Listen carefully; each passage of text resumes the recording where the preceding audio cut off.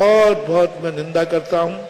सारी समाज को बहुत बड़ी शर्म की बात है, सारे समाज को नहीं, सरकार के लिए शर्म की बात है कि इस प्रकार के कृत्य हो जाते हैं। कर्नाटक सरकार को आपको जिस तरीके से हो पूरे भारत के जैनियों को बाकायदा निंदा प्रस्ताव भेजना चाहिए, भर्त्सना भेजना चाहिए और न्याय की गुहार करना चाहिए। और केंद्र सरकार को भी, होम मिनिस्टर को भी समाचार देना चाहिए कि हम भारतवर्ष के दिगंबर जैन साथियों को सुरक्षा प्रदान करें। ये बात का एहसास दो जगह भेजना, कर्नाटक सरकार को और केंद्र सरकार। कानून का अपन को सहारा लेना चाहिए।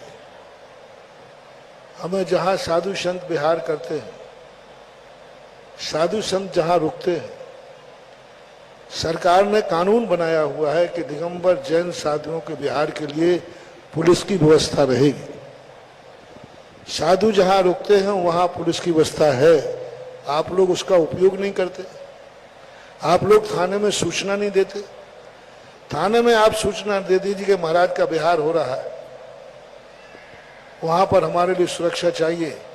यदि थाने वाले में सुरक्षा नहीं दी तो आप कोर्ट में जाइए, वो सस्पेंड हो जाएगा। कानून बना हुआ है।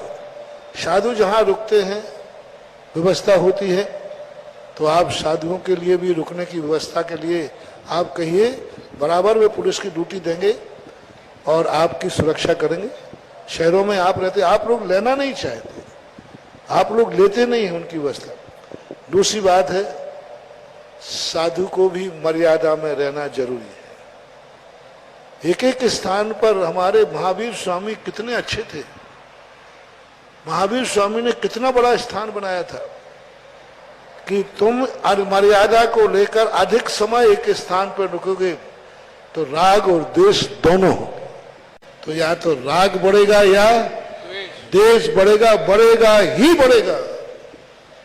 तो महावीर स्वामी की आज्ञा का पालन करें ना हम साधु लोग। क्यों विहार करते हैं साधु, क्यों स्थानांतरित होते हैं साधु? क्या साधु को समाज के लिए भार है?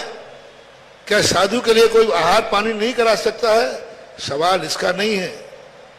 हम यदि किसी स्थान पर जिंदगी भर रुकते रहें, मठाधीश बन जाएं, तो ये तो सर्वज्ञ भगवान ने पहले ही देखा था कि एक स्थान पर तुम अधिक समय रुकोगे तो राग द्वेष होना संभव है। ये मूलाचार में आया।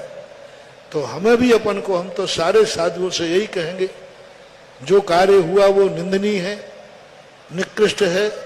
कैसा भी हो, कुछ भी हो, जो तरीका अपनाया गया ये तरीका निंदा के पात्र हैं।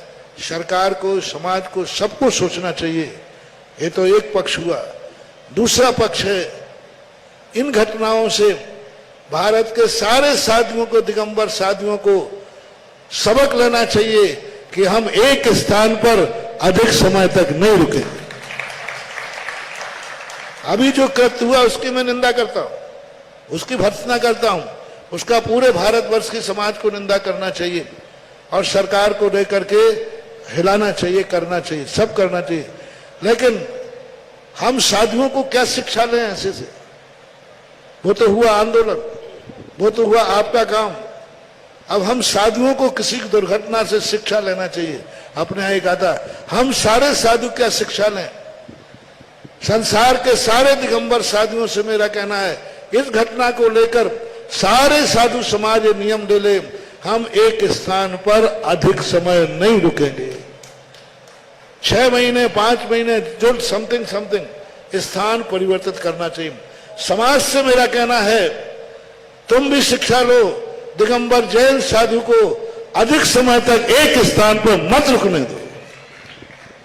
समाधि का समय हो वो बात अलग है, अस्वस्थ अवस्था है वो बात अलग है, विशेष परिस्थितियां हैं वो बात अलग है।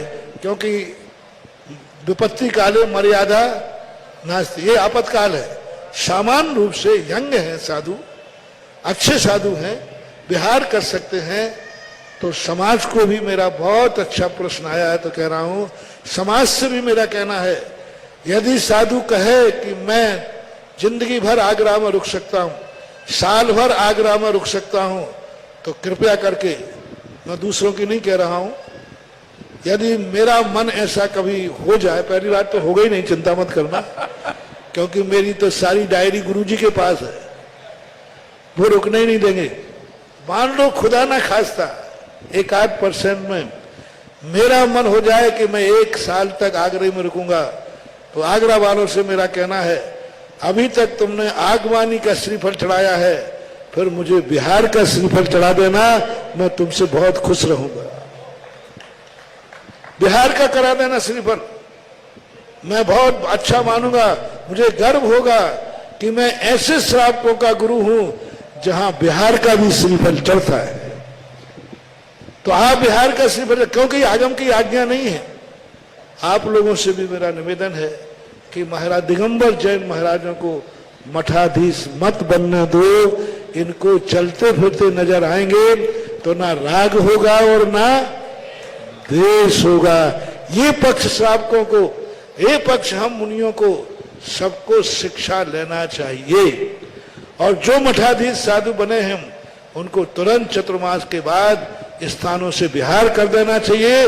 नहीं करे तो आप लोगों को बिहार करा देना चाहिए,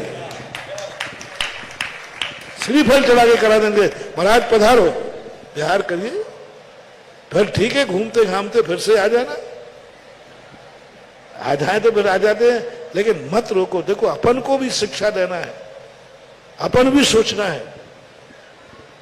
रही बात बाहर की, तीसरा जो प्रसंग मैंने दिया, जहां जहां साधु महाराज हैं, आप प्रशासन का सहयोग लीजिए।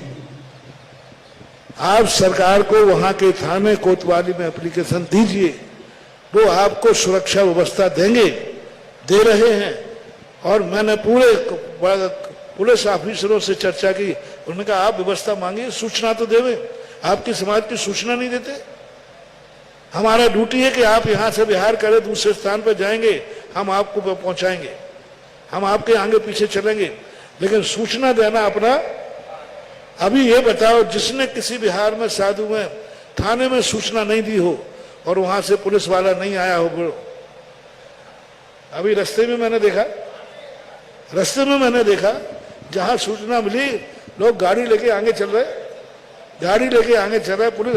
मैंने तो भारत में पूरा देखा है, और करते हैं महानुभाव, अपन पुलिस का सहयोग लें, पुलिस से व्यवस्थाएं लें, पर बस वही बात है, हम भी मर्यादा में रहें। नमोस्ते बाबा, नमोस्ते बाबा।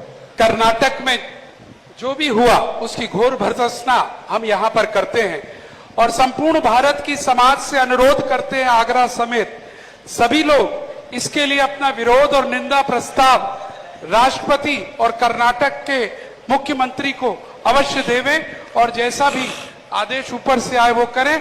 लेकिन पूज्य गुरुदेव की जो बात आज इस सभागार से कही गई है, वो संसार भर में घुमा दे। हमारे लिए जब एक पक्ष सुरक्षा का है तो दूसरा पक्ष आगम का है। जो आज्ञा आगम की है कि मुनिराज की समय सीमा है, उस समय सीमा तक मुनिराज एक स्थान पर रुक सकते हैं। बहती नदियां और चलता साधु दोनों शोभामान होते हैं, और इसी प्रकार सदैव रहने